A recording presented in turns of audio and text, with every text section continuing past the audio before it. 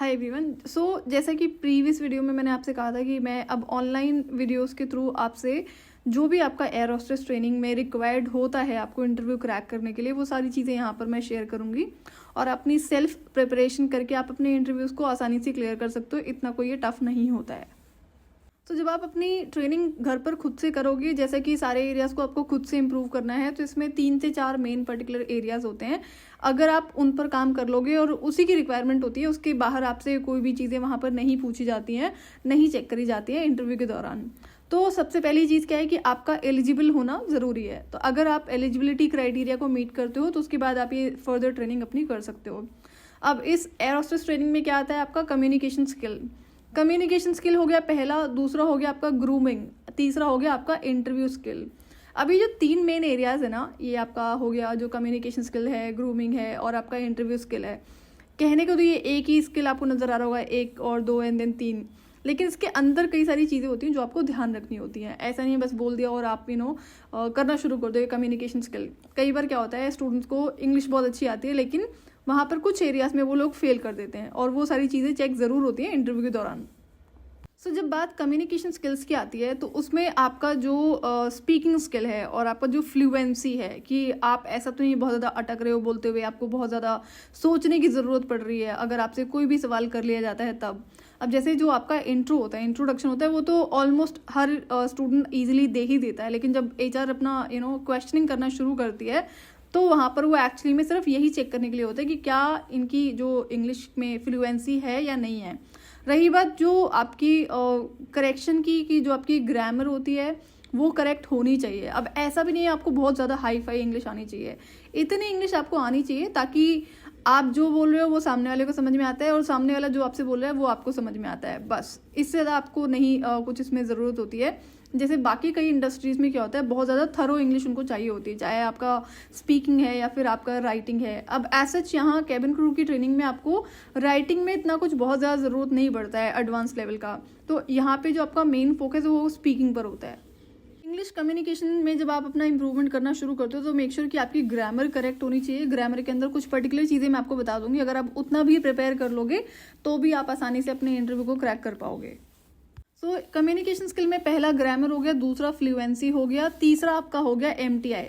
तो MTI issue नहीं होना चाहिए। जैसे कि मैंने एक वीडियो आप लोगों से अभी शेयर करा था कि अगर एमटीआई इशू होता है तो आप चाहे कितनी ही अच्छी इंग्लिश क्यों ना हो आपकी, आप चाहे कितने अच्छे ग्रामेटिकल आपके स्किल्स हो, लेकिन एचआर उस केस में आपको हायर नहीं करती है। मेक श्योर कि एमटीआई इशू नहीं होना चाहिए। एमटीआई क्या होता है इस पर मैंने आपसे सेपरेट वीडियो शेयर करा हुआ है, आई थिंक अभी पेंडिंग है, कि उसको आप करेक्शन कैसे कर सकते हो, उसमें मैं आपसे अभी फर्दर वीडियो शेयर कर दूंगी। अब इंग्लिश स्पीकिंग स्किल इतने ज़्यादा ज़रूरी क्यों हो गए हैं हमारे किसी भी सेक्टर में काम करने के लिए। और अगर हम एविएशन की बात करेंगे तो अगर फ्लाइट के टाइम पर जब आप फ्लाइंग कर रहे हो तो पैसेंजर्स को क्या होता है, आपको या तो वो ज़्यादातर हिंदी बोलते हुए नजर आएंगे या फिर इंग्लिश। इसीलिए एयरलाइन इंटरव्यू में आपके लिए डोमेस्टिक एयरलाइंस में इंग्लिश और हिंदी मस्ट होती है लैंग्वेज। तो कम्युनिकेशन गैप नहीं हो, कोई इशू ना हो। पैसेंजर्स आपको पता ही है कि वो फ्लाइट में ट्रैवल कर रहे हैं तो किसी चीज़ को टॉलरेट नहीं करेंगे, उनको एक मौका चाहिए होता है। तो इसलिए भी क्या होता है कि इंग्लिश को ज़रूरी कर दिया गया है। ये अलग अलग तरीके के लोग ट्रैवल करते हैं और आजकल आपको देखिएगा ज़्यादातर लोग इंग्लिश में बात करना पसंद करते हैं, चाहे कोई फैशन के लिए बात कर रहा हो, चाहे कोई शो ऑफ के लिए, या फिर किसी की नॉर्मली आदत बन गई हो। अब जैसे हम लोग भी ऑफिस वर्क में होते तो हमें आदत पड़ जाती है बोलते बोलते ना, ज़्यादातर ना चाहते हुए भी इंग्लिश के वर्ड्स निकलते हैं, हैबिट बन गई है। तो फ्लाइट में आपका लिखने पढ़ने का बहुत ज़्यादा काम नहीं होता है, 1% होता है कुछ जो आपको डॉक्यूमेंट्स वगैरह प्रिपेयर करने होते हैं। तो लिखना तो आपको आना चाहिए, ग्रामेटिकल स्किल्स नहीं होने चाहिए। लेकिन अगर हम बाकी इंडस्ट्रीज और बाकी जॉब प्रोफाइल की बात करेंगे तो उसकी कंपैरिजन में इतनी ज़्यादा आपको इंग्लिश की राइटिंग की रिक्वायरमेंट नहीं होती है केबिन क्रू के इंटरव्यू में। एंड सिलेक्शन के बाद जब अपना जॉब स्टार्ट करते हो तब भी नहीं। बट ये है कि जो आपको अब वहाँ पर ट्रेनिंग मैनुअल मिलता है जब आप स्टडी करते हो तो वो बहुत सारी चीज़ें होती हैं, सारा इंग्लिश में होता है। तो इसलिए भी इंग्लिश आपको पढ़नी लिखनी बोलनी आनी चाहिए। इंटरव्यू के टाइम पर जब स्पेशली आपका ग्रुप डिस्कशन होता है या फिर फर्स्ट राउंड ऑफ इंटरव्यू में आपसे मल्टीपल क्वेश्चंस जो एचआर है वो पूछती है, सारे इंग्लिश में ही पूछती है। तो वहाँ पर वो आपकी चेक करती है कम्युनिकेशन स्किल्स, क्या आप बोल पा रहे हो, क्या आपको कोई इशू तो नहीं है, कहीं ग्रामेटिकल बहुत ज़्यादा एरर्स तो नहीं है, या फिर कोई एमटीआई इशू तो नहीं है। तो ये सारी चीज़ें आपकी फर्स्ट राउंड ऑफ इंटरव्यू में ही क्लियर हो जाती हैं। अब सेकंड है ग्रूमिंग। ग्रूमिंग के अंदर जो आपका पर्सनालिटी डेवलपमेंट है, जो आपका मेकअप है, ये सारी चीज़ें आती हैं, जो आपके एटिकेट्स हैं, ये सब सारी चीज़ें आपका ग्रूमिंग का ही पार्ट है। ग्रूमिंग से बच्चों को लगता है सिर्फ और सिर्फ आपका ये मेकअप होता है, बट नहीं, ऐसा नहीं है। जो आपका बॉडी लैंग्वेज है, जो आपका पर्सनैलिटी डेवलपमेंट है, वो सारी चीज़ें आपके ग्रूमिंग के अंदर ही आ जाती हैं। बस उसको एक अलग से सब्जेक्ट बना दिया गया है एयर होस्टेस ट्रेनिंग इंस्टीट्यूट के द्वारा कि हम आपको पर्सनैलिटी डेवलपमेंट भी करवाएंगे। तो ग्रूमिंग का मतलब सिर्फ मेकअप करना नहीं होता है। तो मैंने कई कैंडिडेट्स में एक चीज़ देखी है कि जो उनकी ना इंग्लिश बहुत अच्छी होती है और उनका मेकअप भी बहुत अच्छा हो रखा है, सब कुछ ठीक है, सब कुछ परफेक्ट है, इंटरव्यू के जवाब भी देने आते हैं, लेकिन कुछ चीज़ें ऐसी गड़बड़ होती हैं जैसे एटिकेट्स।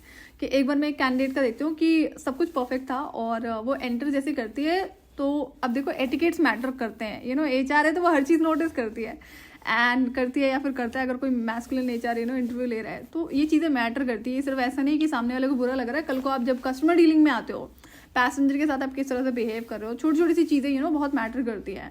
तो इन चीज़ों को अवॉइड करने के लिए इसीलिए ये चीज़ें ऑब्जर्व करी जाती हैं इंटरव्यू के दौरान। तो अब ये फीमेल क्या करती है, सीधे आकर बैठ जाती है, कोई परमिशन नहीं, कोई कुछ पूछना नहीं। एंड उसका जो हैंड्स थे ना, वो दोनों हाथ ना जैसे आगे टेबल पर करके रख के बैठती है, जैसे किसी घर में फैमिली मेम्बर के साथ में बैठी हो, और बड़ा एक बॉडी लैंग्वेज में एटीट्यूड था। तो अब हम तो खैर बहुत सारे इंटरव्यूज लिए हुए हैं, तो मेरे लिए तो एक तरह से छोटी स्टूडेंट जिसको बच्चे बोलते हैं 18 साल के, भी क्या ही पता होगा। बट देन क्या होता है ना कि ये एटिकेट्स होते हैं, ये ईगो एटीट्यूड किसी ना किसी पर्टिकुलर रीजन की वजह से आ ज़रूर रहा होता है। तो जब मैंने उससे बात करना शुरू करा तो उसका पहले मैं बैकग्राउंड चेक करती हूँ कि फैमिली कैसी है। तो उसने बोलना शुरू करा कि उसकी फैमिली एक बिजनेस फैमिली है, बहुत सारे पैसे हैं, बहुत बड़ी फैमिली से आती है, घर में इतने सारे सर्वेंट्स हैं, कोई काम नहीं करना पड़ता है। तो मुझे था कि हवा में मैडम जी भी उड़ रही है, इनको ग्राउंड पे लेकर आते हैं। क्यों? क्योंकि ये एयर होस्टेस के इंटरव्यू के लिए लेकर आई हुई थी। तो मुझे क्या था, मुझे हायरिंग करनी थी और उसे जॉब करनी थी, इंटरव्यू देने इसलिए आई थी, वो टाइम पास करने तो आई नहीं थी। तो मैंने उससे पूछा, फिर मुझे थोड़ा सा ना उसका ईगो हर्ट करना पड़ता है कि आप जब आप इतनी बड़ी बिजनेस फैमिली से आते हो तो फिर आपको क्यों ये सर्वेंट टाइप की जॉब करनी है। मतलब मेरे लिए इस एयर होस्टेस की जॉब के लिए बहुत रिस्पेक्ट है, लेकिन जिस हिसाब से वो जवाब दे रही थी ना, सिर्फ उसको ये रियलाइज कराने के लिए कि ये जो एटीट्यूड है, जो ईगो है, ये गलत है इस जॉब प्रोफाइल के लिए, ये नहीं चलेगा। जैसे ही मैंने उसे ये बोला ना कि आपके घर में इतने सारे सर्वेंट्स हैं, तो आपको क्यों ये सर्वेंट काइंड ऑफ जॉब करनी है, टी कॉफी सर्व करना है, तो एक तरह से वही जॉब है। तो वो एकदम से ना अपने हाथ पीछे कर लेती है, अब जाकर वो सही से बैठती है जिस हिसाब से उसको बैठना चाहिए था इंटरव्यू में। तब वो फिर मैडम जी ग्राउंड पर आती है, नहीं मुझे जॉब करनी है, मुझे इंडिपेंडेंट बनना है, ये है वो है करके। तो फिर मैं उसको बताती हूँ कि ये चीज़ अगर रिमूव कर लोगे तो आपका सिलेक्शन हो जाएगा, और कोई दिक्कत थी नहीं उस कैंडिडेट में।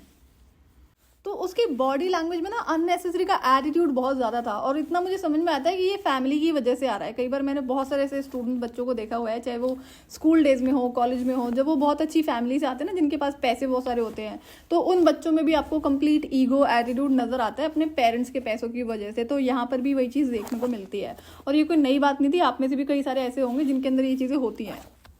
तो अब मैं तो स्क्रीनिंग कर रही थी, लेकिन अगर यही राउंड उसका इंटरव्यू में HR के साथ होता फर्स्ट राउंड, तो HR उसको रिजेक्ट कर देती सिर्फ इसी बॉडी लैंग्वेज इशू की वजह से, और HR उसको ये बताती भी नहीं कि बेटा आपका रिजेक्शन क्यों हुआ है। ये कोई बताने वाली चीज़ें नहीं होती है, कोई क्यों ही बताएगा ना। मैं तो खैर स्क्रीनिंग कर रही थी और मुझे हायरिंग करनी थी, मेरे पास कुछ नंबर ऑफ कैंडिडेट्स मुझे एयरलाइन को देने थे, तो उस वजह से मैं उसको ये करेक्शन कराकर, बट मैंने उसको ग्राउंड पर लेकर आती हूँ कि ये प्रॉब्लम है, ये कोई अच्छी चीज़ नहीं है जिस हिसाब से आप बोल रहे हो कि अब इतनी बड़ी फैमिली से आते हो, इतने सारे पैसे हैं, and I have so many servants at my home. तो ये चीज़ें फिर उसको मुझे रियलाइज़ करानी पड़ती है। तो वो फिर वहाँ पे समझ में आता है कि एज सच भी कोई ज़्यादा इशू नहीं था, बट देन स्टूडेंट पे ये चीज़ें देखी जाती हैं, बच्चों में देखी जाती हैं कि पेरेंट्स की वजह से, पेरेंट्स के पैसे और फेम की वजह से उनके अंदर ये चीज़ें होती हैं। तो बाकी इस तरह की कैटेगरी के कैंडिडेट्स के कंपैरिजन में वो लड़की स्टिल ठीक थी। तो एटिकेट्स में ना आपकी कई सारी चीज़ें आ जाती हैं, जो मैं अभी आपसे अपकमिंग वीडियोस में शेयर करूंगी। गिनी चुनी चीज़ें हैं, अगर आप उनका ध्यान रख लोगे तो आप इजीली अपने इंटरव्यू को क्रैक कर सकते हो, इजीली अपने ग्रूमिंग स्किल्स को ग्रूम कर सकते हो, पर्सनालिटी डेवलपमेंट आप अपना घर पे कर सकते हो। ऐसा कोई आपको सालों नहीं लगने वाले हैं, छोटी छोटी सी चीज़ें होती हैं।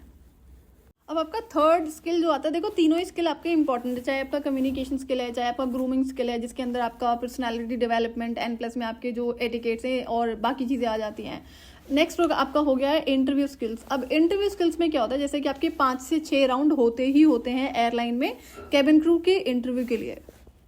अब 5 से 6 राउंड में आपसे डिफरेंट क्वेश्चंस पूछे जाते हैं और कई बार कुछ क्वेश्चंस आपके रिपीटेड होते हैं, जैसे why do you want to become an air hostess और why should I hire you. ये 2 पर्टिकुलर क्वेश्चन आपको मल्टीपल राउंड्स में सुनने को जरूर मिलता है। तो अब यहाँ पर क्या होता है, जो इंटरव्यू स्किल्स होता है, एक तो जो आपका ग्रुप डिस्कशन है। अब ग्रुप डिस्कशन है या नहीं है, कई बार अगर बहुत ज़्यादा अर्जेंट हायरिंग हो रही है तो कुछ आपके जो राउंड्स होते हैं इंटरव्यू के वो ज़रूर कम कर दिए जाते हैं, बट अदरवाइज अगर अर्जेंट हायरिंग नहीं है तो आपके 5 से 6 राउंड होने तय हैं। अब नेक्स्ट जो आपका स्किल है वो है नॉलेज। ये नॉलेज भी आपका इंटरव्यू स्किल्स के अंदर ही आ जाता है। यहाँ पर क्या होता है कि जब आप किसी पर्टिकुलर एयरलाइन के लिए इंटरव्यू देने जाते हो तो वहाँ पर कुछ इन्फॉर्मेशन आपसे एविएशन के बारे में ज़रूर चेक करी जाती है। तो और वो बेसिक इन्फॉर्मेशन है, ऐसा कुछ नहीं है कि आपको 6 महीने साल भर पढ़ाई करनी पड़ेगी। इस पर मैं आपसे नोट्स ज़रूर शेयर कर दूंगी, लेकिन कुछ टिप्स होती हैं जो आपको खुद से स्टडीज़ करनी पड़ती हैं, जो आपको ये एयर होस्टेस ट्रेनिंग के इंस्टीट्यूट वाले नहीं बताते हैं। तो knowledge about aviation and aviation से रिलेटेड कुछ पर्टिकुलर चीज़ें जो आपको पता होनी चाहिए इंटरव्यू के टाइमिंग पर, जो कि ज़रूरी होती है। अगर आपको नहीं पता होती है तो आप बोल नहीं पाओगे और तो फिर आपका रिजेक्शन ज़रूर होता है। तो ये 4 चीज़ें मेन होती हैं जो आपको इम्प्रूव करनी होती हैं। तो एयर हॉस्टेस की जो ट्रेनिंग होती है, जो ये 6 महीने साल भर के कोर्सेज आपको कराए जाते हैं, सारे टाइम वेस्ट होते हैं, टाइम पास होते हैं और पैसा वेस्ट, मनी वेस्ट होते हैं। अननेसेसरी कितनी सारी बुक्स आपको पकड़ा देते हैं एज इफ वो आपसे कुछ पूछने वाले हैं उसी में से, और ये गारंटी है उसमें से आपका कुछ भी नहीं पूछा जाता है इंटरव्यू के टाइमिंग पे। वो सिर्फ आपके दिमाग पे भारी भरकम सा बोझ डालने के लिए कि आपने इतने सारे पैसे पे करे तो हम आपको इतनी सारी बुक्स दे रहे हैं, एज इफ यही आपका सिलेबस है। तो ये गलत चीज़ें हैं, इसका कोई काम नहीं होता है। तो ये जो 4 चीज़ें मैंने आपको बताई हैं, यही इनको आपको ध्यान रखना होता है। इसके अंदर मल्टीपल चीज़ें होती हैं जो मैं आपसे अभी अपकमिंग वीडियोस में शेयर कर दूंगी और आप उसके बाद इजीली इंटरव्यूज को क्लियर कर सकते हो। ये कोई बहुत टफ चीज़ नहीं है। अब एक चीज़ और होती है, जैसे जब आप इंटरव्यू देने जाते हो तो कई सारे बच्चों में नर्वसनेस होती है बोलते वक्त, भले उनको सारी चीज़ें आती हैं, घबराहट होती है, सेल्फ कॉन्फिडेंस कम होता है। तो इस पर भी मैं आपसे टिप्स शेयर करूंगी कि इन चीज़ों को आप कैसे इंप्रूव कर सकते हो, कैसे ओवरकम कर सकते हो, ताकि आप अपने इंटरव्यू को क्लियर कर पाओ। एंड अगेन एक चीज़ का ध्यान रखना पड़ेगा, पेशेंस रिक्वायर्ड होता है। ऐसा नहीं है कि आप एक दिन में या फिर एक ही बारी में इस इंटरव्यू को क्लियर कर लोगे, टाइम लगता है, विच इज़ एब्सोल्युटली फाइन, कोई दिक्कत नहीं है। अब कुछ स्टूडेंट्स को क्या लगता है कि जैसे अगर उन्हें कुछ पर्टिकुलर क्वेश्चंस बता दिए जाएं कि ये इस तरह के क्वेश्चंस आपसे पूछे जाते हैं एयरलाइन के इंटरव्यू के टाइमिंग पर, जो आपका केबिन क्रू का इंटरव्यू है, तो कई सारे बच्चों को ऐसा लगता है कि अगर उनको ये सेट ऑफ इंटरव्यूज बता दिए जाएंगे कि क्या क्या सवाल वो आपसे पूछने वाले हैं, तो आप उसको प्रिपेयर करके चले जाओगे और वही बोल लोगे।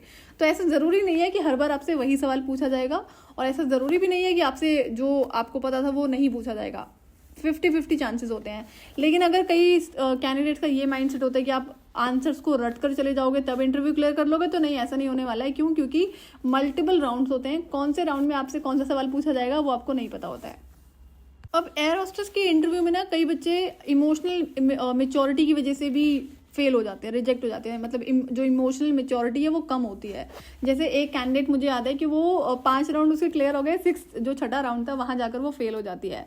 उससे एक ऐसा सवाल पूछा गया था जो सिचुएशन दी गई थी और वो उसको रिप्लाई नहीं कर पाती है, तो या फिर उसने कुछ ऐसा इमेच्योर सा आंसर दे दिया जो डेफिनेटली कोई भी एक्सेप्ट नहीं करेगा। वो फाइनल राउंड जो आपके होते हैं वाइस प्रेसिडेंट के साथ में होगा या फिर और कोई उससे नियर बाय जो डेजिग्नेशन होती है उनके साथ में होता है। तो कई बार जो इमोशनल मेच्योरिटी है वो बहुत ऑब्वियस ही बात है मैटर करती है। क्यों? क्योंकि आप फ्लाइंग करने वाले हो, वहाँ पर अलग अलग सी सिचुएशंस होती हैं। तो इस पर भी मैं आपको टिप्स दूंगी और वो गिनी चुनी चीज़ें ही हैं जो आपसे अगर पूछते हैं तो आप उनके आंसर्स रिप्लाई कर पाओगे। लेकिन अगर किसी को ये लगता है कि आपको इंग्लिश नहीं आती है और आप ये आंसर्स को रट कर चले जाओगे तब आपका इंटरव्यू क्लियर हो जाएगा, तो फिर आप गलतफहमी में जी रहे हो, ये रियलिटी नहीं है। तो एयर होस्टेस की जो ट्रेनिंग अननेसेसरी के ये कोर्सेज सेल करे जाते हैं, ये सिर्फ टाइम वेस्ट है, पैसा वेस्ट है। तो आपकी अपनी चॉइस है। ये 3 से 4 चीज़ें होती हैं, इन्हीं पर आपको ध्यान देना होता है। इसके बाहर आपको कुछ और प्रिपरेशन नहीं करनी होती है। और अगर आप एक्चुअली में हार्ड वर्किंग पर्सन हो, स्मार्ट वर्किंग पर्सन हो और आपको इंग्लिश ठीक ठाक आती है, तो आप बड़े आसानी से 1-2 महीने में इसकी प्रिपरेशन करके अपना इंटरव्यू क्रैक कर सकते हो। और इनकेस अगर आपको इंग्लिश नहीं आती है तो मेहनत तो करनी पड़ेगी। अगर आप 6 महीने भी डेडिकेटेड देते हो खुद को कि मुझे 2 से 4 घंटे रोज घर पर स्पेंड करने हैं सिर्फ इसी पर्टिकुलर स्किल को सीखने के लिए, प्रैक्टिस करने के लिए, तो भी आप 6 महीने बाद आसानी से एयर होस्टेस के इंटरव्यू को क्लियर कर सकते हो। और जैसा कि मैंने आपसे पहले भी शेयर करा था एक पर्टिकुलर वीडियो में कि जो जितने भी एरोस्पेस ट्रेनिंग के इंस्टीट्यूट्स होते हैं, ये आपके दिमाग से खेलते हैं कि हम आपको इतने सारे सर्टिफिकेट्स देंगे जिसकी वजह से आपकी जॉब लगेगी। तो ये रियलिटी नहीं है। अगर आप इन तीनों चारों एरियाज में कमज़ोर हो, आपको नहीं आता इन चारों चीज़ों में कुछ भी, तो वो सर्टिफिकेट्स आपके किसी काम के नहीं होते हैं। अगर आपको आता भी, आप बहुत अच्छे भी हो ना इंग्लिश में, आपकी ग्रूमिंग स्किल्स बहुत अच्छी है, इंटरव्यू स्किल्स भी बहुत अच्छे हैं, तो भी आपको कोई एक्स्ट्रा नंबर नहीं मिलने वाले होते हैं किसी भी एयर होस्टेस ट्रेनिंग के सर्टिफिकेट की वजह से। तो इस बात पर आप क्लियर रहना। तो अब आप खुद से सवाल करना, जब ये 3 से 4 चीज़ें प्रिपरेशन करने के लिए इंटरव्यू जो आपका एयर होस्टेस का होता है, तो आपको वो सर्टिफिकेट्स क्यों दिए जाते हैं? सिर्फ आपने वो 1.5 से 2 लाख रुपए पैसे पे करें, उसके लिए आपको एक सर्टिफिकेट पकड़ा रहे हैं जिसकी कोई वैल्यू नहीं है, जो कोई वैल्यू ऐड नहीं करता है, जिसके कोई एक्स्ट्रा मार्क्स नहीं मिलते हैं, तो फिर आप क्यों करते हो उन ट्रेनिंग्स को? सो आप मुझे बताना कि क्या आपके हिसाब से कुछ और ऐड होना चाहिए, या फिर हो सकता है इस एविएशन ट्रेनिंग में, जितना मुझे पता है वो इतनी ही चीज़ें रिक्वायर्ड होती हैं और लैक्स ऑफ इंटरव्यूज़ में ले चुकी हूँ, चाहे एयर होस्टेस के हों या फिर किसी और अदर इंडस्ट्री और डेजिग्नेशन के। तो मैं आपको जो भी बता रही हूँ वो एक्सपीरियंस से बता रही हूँ, बट स्टिल अगर आपको लगता है किसी और चीज़ को ऐड करने की ज़रूरत है तो आप मुझे कॉमेंट करके बता सकते हो। और अगर एविएशन से रिलेटेड आपका कोई सवाल है तो आप मुझे कॉमेंट कर सकते हैं, आप मुझे ईमेल कर सकते हैं। मेरा ईमेल ID है aviationbliss@gmail.com।